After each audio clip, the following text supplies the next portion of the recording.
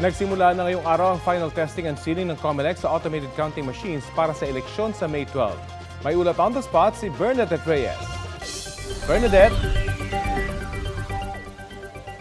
Rafi, layo nitong final testing at sealing na ma-familiarize na ang electoral board members sa paggamit ng automated counting machines.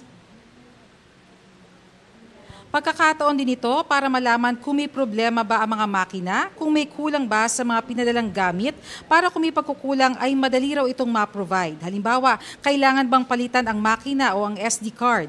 May mga naka-preposition na rin daw na gamit ang COMELEC.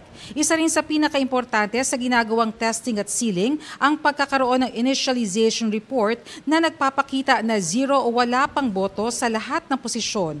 Itinakda ng COMELEC na gawin ng testing at sealing simula ngayong araw hanggang May 7 lang para may sapat pa na panahon na tugunan kung may mga makikitang problema. Kung hindi raw makapag-transmit halimbawa ang makina sa mismong araw ng eleksyon, ay ang mismong makina raw ang dadalhin sa canvassing center para hindi masabi na nakompromiso ang SD card.